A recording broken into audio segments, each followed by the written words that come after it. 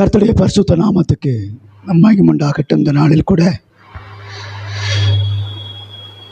கிறிஸ்துவின் பிரமாணத்தை நிறைவேற்றுங்கள். வேதம் சொல்லுது கிறிஸ்துவின் பிரமாணத்தை நம்ம நிறைவேற்றணும். இன்றைக்கி நம்ம கிறிஸ்தவங்க சொல்லிக்கிற நம்ம கிறிஸ்துவின் பிரமாணத்தை நிறைவேற்றுகிறோமா அப்படிங்கிறதா இன்றைக்கி உங்களுக்கு தலைப்பு. அதனால தான் வேதம் சொல்லுது, கலாத்தியருக்கு எழுதின நிருபம் 6ஆம் அதிகாரம் 2ஆம் வசனம், ஒருவர் பாரத்தை ஒருவர் சுமந்து இப்படியே கிறிஸ்துவனுடைய பிரமாணத்தை நிறைவேற்றுங்கள் என்று பவுல் கலாத்தியர் நாட்டுக்கு என்ன செய்கிறாரு, நிருபத்தில் எழுதுகிறாரு. இன்னைக்கு அநேகர் கிறிஸ்துவாகி நாம் இப்போ பார்த்தீங்கன்னா அந்த 40 நாள் லெந்து நாட்கள் கிறிஸ்துவின் பிரமாணத்தை நிறைவேற்றுவதாக சிலர் நினச்சிக்கிட்டு இந்த 40 நாள் செய்ய மாட்டாங்க. பாஸ்டிங், தண்ணி போட மாட்டான், பீடிசல் குடிக்க மாட்டான், எந்த கெட்ட பழக்கம் செய்ய மாட்டான். இதையே தான் பழனிக்கு போகிறவனும் செய்கிறான். கரிமி சிக்கன் மட்டன்லாம் சாப்பிட மாட்டான். ஆனால் அந்த 40 நாளில் பொய் பேசுவான், கெட்ட வார்த்தை பேசுவான். ஆனால் பரிசுத்த உபவாசம். இது லெந்து நாளா லந்து நாளான்னு தெரியல. ஏன்னா இல்லை, லெந்து நாட்கள் எதுக்கானா தவச காலம் சொல்லுவாங்க. ஆர்சியில் சிஎஸ்சி மக்கள் மற்றவங்களா தவச காலம் அப்படின்னா ஒரு இயேசு கிறிஸ்து பாடுபட்ட அந்த 40 நாள் அளவும் அந்த சிறை கொண்டு போகிற காரியங்களுக்காக அந்த 40 நாளும் நினைவு கூறுதான். அந்த 40 நாளாவது கொண்டாடுங்க. இந்த 40 நாள் 44 நாள் வரும் இவங்க கணக்குப்படி. அதில் 4 ஞாயிற்றுக்கிழமை இருக்காது. ஏன்னு சொல்லுங்களேன், ஞாயிற்றுக்கிழமை கொண்டாட மாட்டாங்க, அனுசரிக்க மாட்டாங்க. ஏன்? அது உயிர் தெழுந்த நாள் ஞாயிற்றுக்கிழமை. அதனால் அந்த நாள் கணக்கில் வராது. அப்போ 40 நாள் தான் கணக்கு. இந்த 40 நாளும் முடிஞ்சதுக்கப்புறம் அப்பாடா ஆண்டவர் பிரமாணத்தை நிறைவேற்றிட்டேன், இதான் கிறிஸ்துவின் பிரமாணமா? இந்த லெந்து நாட்களிலே நாம் கிறிஸ்துவின் பிரமாணத்தை நிறைவேற்றுவதற்கு 40 நாள் அல்ல. எப்பொழுது நீ இயேசுவை சொந்த இரட்சகராக ஏற்றுக்கொண்டையோ, அவர் உன்னோடு உடன்படிக்கை பண்ணினாரோ, நீ அவரோட உடன்படிக்கை பண்ண இந்த ரத்தத்தினாலாகி புதிய உடன்படிக்கை நீ எப்போ பண்ணுறியோ அப்பவே அவர் பிரமாணத்தை நீ நிறைவேற்றணும் அப்படின்னு ஒப்பந்தத்தில் என்ன செய்ற, நீ சைன் பண்ணிடுற. இந்த 40 நாள் மட்டும் அல்ல, நீ 400 வருஷம் வாழ்ந்தாலும் என்ன செய்யணும், கிறிஸ்துவின் பிரமாணத்தை நிறைவேற்றணும். 4 நாள் வாழ்ந்தாலும் கிறிஸ்துவின் பிரமாணத்தை நிறைவேற்றணும். கிறிஸ்துவின் பிரமாணம் என்ன? இப்போ நம்ம கிறிஸ்துவன் சொல்றோம், கிறிஸ்துவின் பிரமாணம் என்ன சொல்லுங்க பார்க்கலாம்.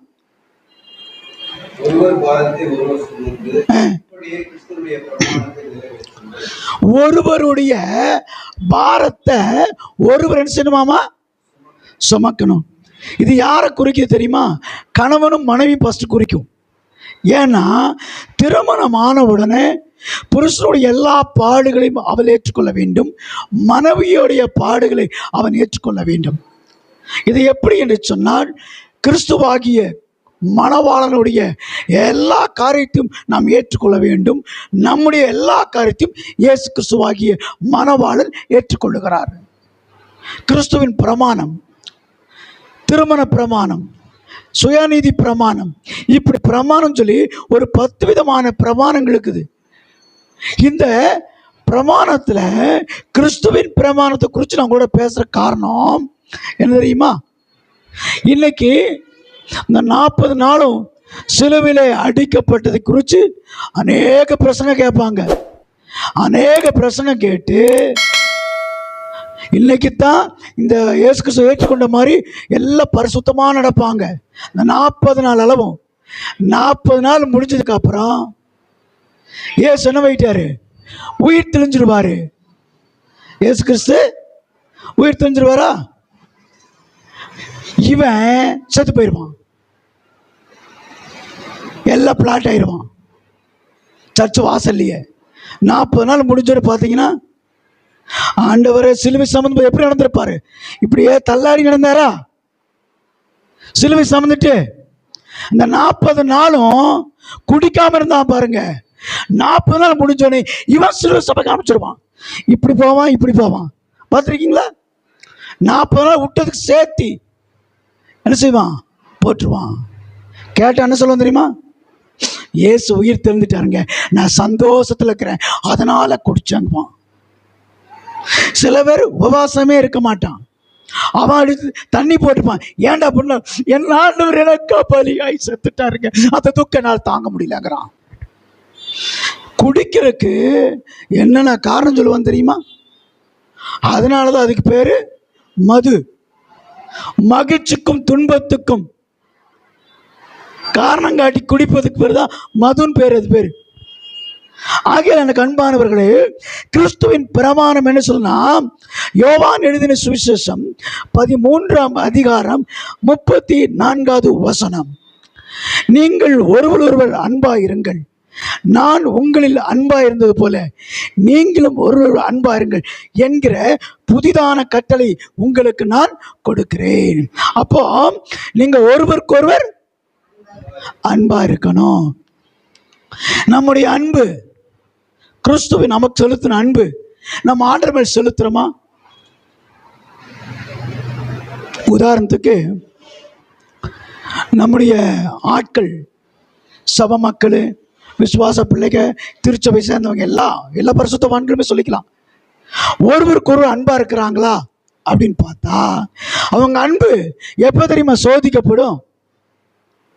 கணவன் மணி கல்யாணமாகி கொஞ்ச நாள் பார்த்தீங்கன்னா இவங்களை போல ஒரு ஜோடியை பார்க்கவே முடியாதுங்க. இவ்வளோ அன்பா இருக்கிறாங்கன்னு சொல்லுவாங்க. இவ்வளோ மேட்சாக ட்ரெஸ் போடுவாங்க, மேட்சாக உடை உடுத்தி போகும்போது வரும்போதும் இந்த அம்மா அவரை கேட்காம செய்யாது, இந்த அம்மாவை கேட்காம செய்ய மாட்டார். அவ்வளோ அன்பாக இருப்பாங்க. ஒரு சின்ன ஒரு சண்டை வந்துடும், உள்ளேருந்து ஒரு வெளியே வெட்டி பார்ப்பான் பாருங்க. அன்பு. ஒரு கோபம் வரும்போது தான் உண்மையான ஒரு மனிதனுடைய குணாதிசயத்தை செஞ்சுக்க முடியும், தெரியும். நீங்க என்ன பழங்க, உயிரே கொடுக்கணுமா பழங்க, உயிரே கொடுத்தாலும் சரி, கோபம் வரும்போது அவனுக்கு இருக்கிற குணம் வெளிப்படும் பாருங்க. அப்படித்தான் இல்லைன்ற வார்த்தைகள், அப்படித்தான் இல்லை அந்த காரியம் வெளிப்படும். அது பேர் அன்பா? யோசனை பாருங்க. அன்பு சகலத்தையும் சகிக்கும். முதலாவது சகிக்கணும் இல்லை, அன்பு சகலத்தையும் சகிக்கும், சகலத்தையும் தாங்கிக்குமாமா. சகிக்கிறதுக்கு இந்த கணவன் மனைவி காரியங்கள்ல கணவன் என்ன செஞ்சாலும் சில மனைவி சகித்துக் கொள்வாள். கணவனால் சகித்துக் கொள்ள முடியாது. சில நேரத்தில் உண்மையை சொல்றேன், இல்லை சொல்ல முடியாது. கணவனால் சகிக்க முடியாது. அவனுக்கு தெரிஞ்ச ஒரே ஆயுதம் என்ன தெரியுமா? 2 ஆயுதம். ஒரே ஆயுதம் கூட இல்லை. ஒன்று அடி, இல்லை வெளியே போ, வாழாத. இந்த 2 கொள்கை தான் இருக்குது அவன்கிட்ட. அதை தவிர்த்து ஆண்கள்கிட்ட வேற எந்த ஆயுதம் இல்லை. பெண்கள்கிட்ட ஒரு ஆயுதம் இருக்கு. ஒன்று வாய், இல்லை உங்களை பொழைக்க மாட்டேன். பார்த்தீங்களா? உங்களோட பொழைக்கிறதுக்கு நான் அப்படியே பரதேசியாக இருந்துக்கலாம். அப்போ என் கல்யாணம் பண்ண பரதேசியாக போயிருக்க வேண்டியதானே? அப்படியே போகாம என்ன பரதேசி ஆக்கிட்டேன்னு இந்த ஆள் சொல்லுவான். வேதம் பாருங்க, அன்பை குறித்து பார்க்கும்போது எப்ப நம்மளை ஆண்டவர் நேசித்தார் தெரியுமா? நாம் பாவிகளாய் இருக்கையில், கிறிஸ்து நம்மேல் அன்பு வைத்தார் சொல்லுது. ஒரு மணவாளனுடைய அன்பு எவ்வளோ ஒரு பெரிதான அன்பா இருக்கு பாருங்க. அந்த அன்பை நினைக்கும் போது நம்ம கிறிஸ்துக்குள்ள இன்னி வளரல. நாம் நேசிக்கிறவர்களை நேசித்தால் நமக்கு என்ன பிரயோஜனம்? நீ நேசிக்கிறனால என்ன பிரயோஜனம் இருக்குதா? அவனும் நேசிக்கிறான், நீ நேசிக்கிற. ஆனா யாரை நேசிக்கணுமாமா? உங்க சத்துருக்களை சிநேகிங்கள், உங்க பகைக்குழுக்கு ஜெபம் பண்ணுங்க சொல்றாரா? அவங்க நேசிக்க முடியுமா? த கிறிஸ்துவின் பிரமாணம். எனக்கு தெரிஞ்ச ஒரு நண்பர் ஒரு நாள் சந்திச்சேன். அவரு நானும் எல்லாம் ஒட்டுக்க ஒரு காலத்தில் உலக மனுஷனாக இருந்தபோது தண்ணி சாப்பிட்ற பழக்கம் உண்டு. நல்லா சாப்பிடுவோம். தண்ணி குடிச்சிட்டு ரோட்டில் அலப்பறையாக தான் போவோம். இந்த ரோடு எங்களுக்கு தான் சொந்தங்கிற மாதிரி கிழக்க மேற்க தெற்க வடக்க எல்லாம் தண்டக்கார மாதிரி, தண்டக்காரன் அளப்பான் பாருங்க, அது மாதிரி ரோட்டை அளந்துட்டு போவோம்.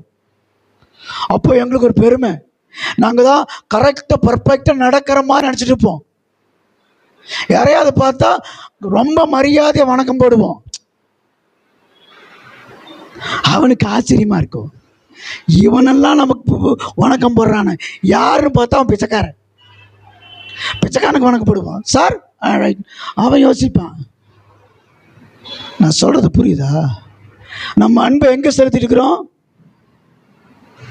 ஒரு குடிகாரன்ட்ட, ஒரு பிச்சைக்காரன்ட்ட, ஒரு தர்மம் கேட்க செலுத்துறோம். தப்பு இல்லை. எப்போ செலுத்தணும்? நல்ல புத்தியா இருக்கும்போது.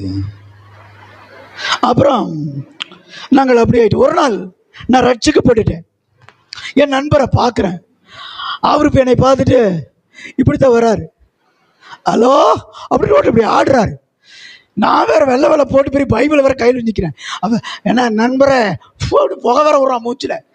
எனக்கு என்ன செய்யறதுனே தெரியல. ஐயோ இப்படி பண்ணிட்டான்னு தலைமையில கையை வச்சுட்டு நான் ஓட பார்க்குறேன். அவரு என்ன நண்பரை பேச மாட்டேறீங்க? ஒரு காலத்தில் அப்படின்னு ஆரம்பித்து அவன் பாட்டு பேசிகிட்டே இருக்கிறான்.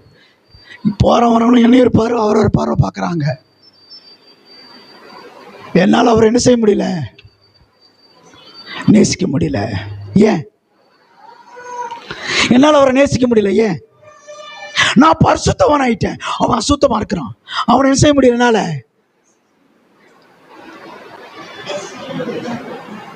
அப்ப நீ குடரனா இருந்தபோது, நீ அயோக்கியனா இருந்தபோது, நீ தவறு செய்த போது இன்னொருத்தர் நேசித்தார்ல, யாரு? அந்த ஆவியை பெற்ற நீயே, கிறிஸ்தவன் சொல்ற நீயே, உன்னாலேயே நேசிக்க முடியல. என்னோட படிச்ச ஒரு பெண்ணு, அவ நல்லா அழகா இருப்பான். படிக்கிற காலத்துல எல்லா பசங்களும் அவ மேல கண்ணு இருக்கும்.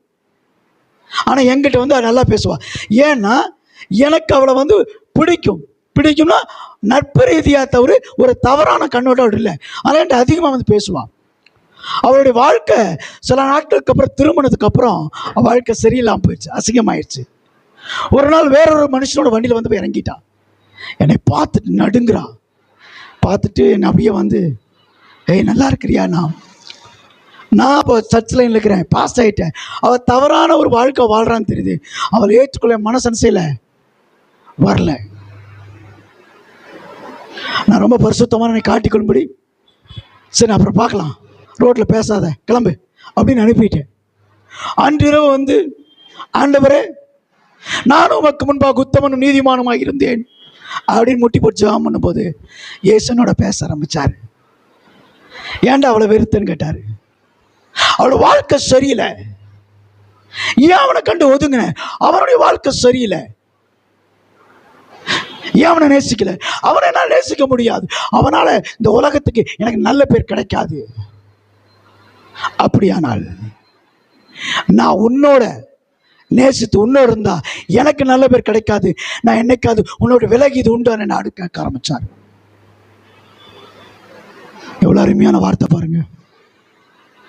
ஒரு சின்ன காட்சியை மட்டும் இடத்துல காட்டினாரு. என் வாழ்க்கையில நான் செய்த அத்தனை பாவங்களும் என் கண்களுக்கு முன்பாக ஓடியது. ஒருவேளை நீங்க நம்புறீங்களோ இல்லையோ, நான் மறந்த பாவங்கள் அந்த ஸ்கிரீன்ல வந்துச்சு.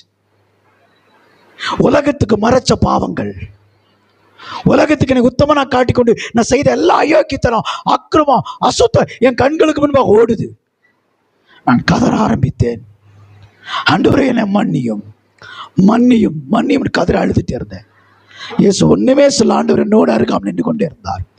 நான் அழுது புலம்பி நின்றதுக்கு அப்புறம் சொன்னார், உன்னை நான் வெறுக்கவே இல்லை, உன்னை நான் தண்டிக்கவும் இல்லை, இப்பொழுதும் உன்னை நான் நேசிக்கிறேன் என்று சொன்னார்.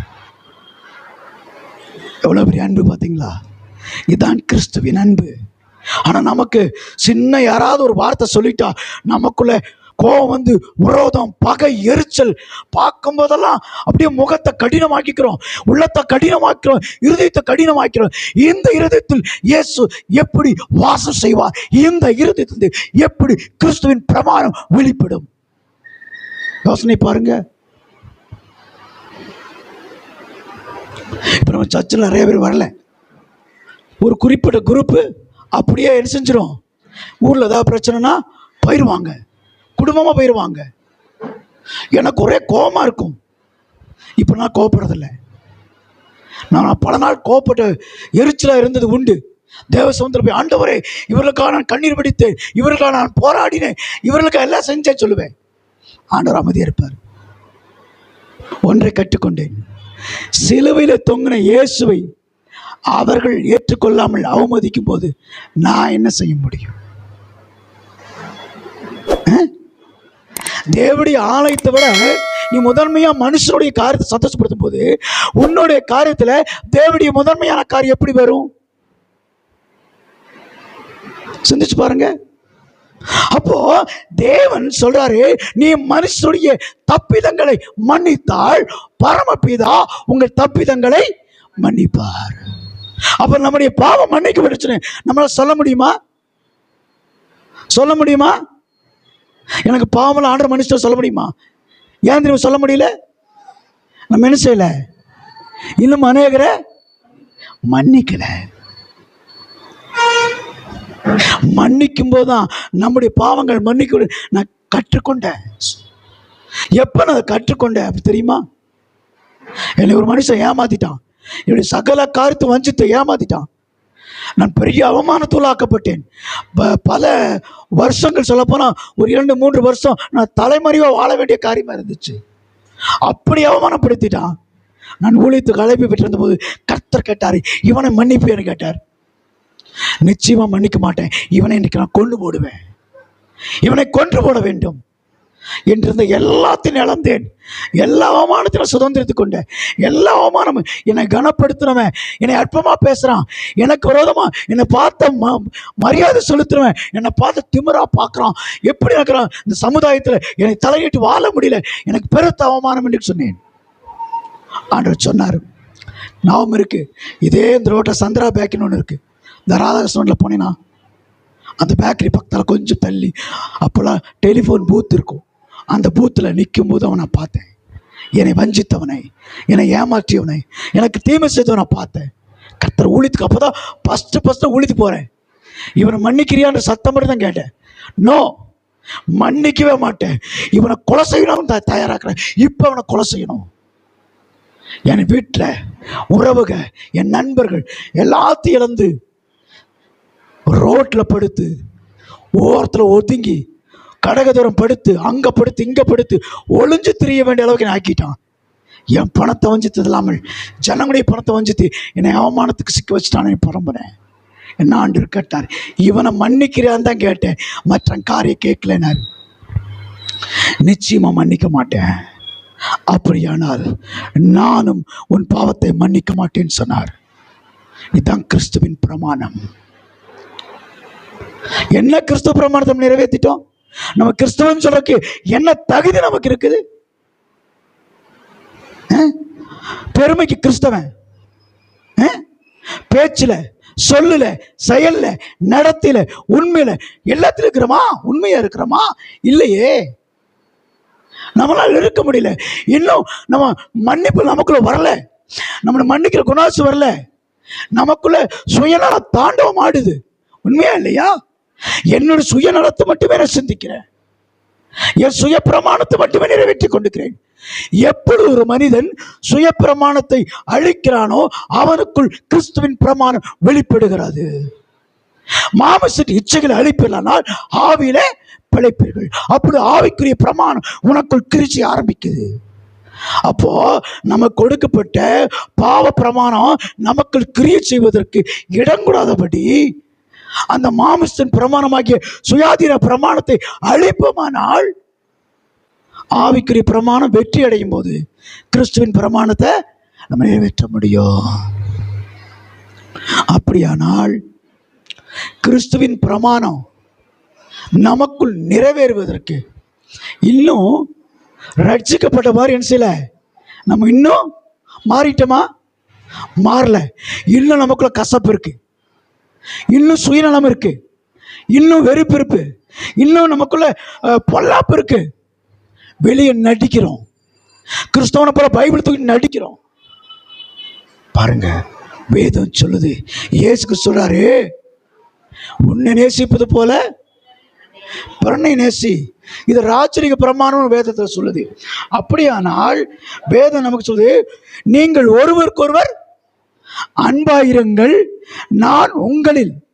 இயேசு கிறிஸ்து எப்படி நம்மள அன்பா இருந்தாரோ அதுபோல நம்மளும் அன்பா இருக்கணும். அப்போ நம்மளும் அன்பா இருக்கணும்னா நம்ம என்ன செய்யணும்? நமக்கு தப்பு செஞ்சவங்கள மன்னிச்சிட்டோமா? எத்தனை பேர் மன்னிச்சிருக்கிறோம்? நான் எல்லாத்தையும் மன்னிச்சு சொல்ல முடியுமா? அப்படியானா நம்ம என்ன செய்யல?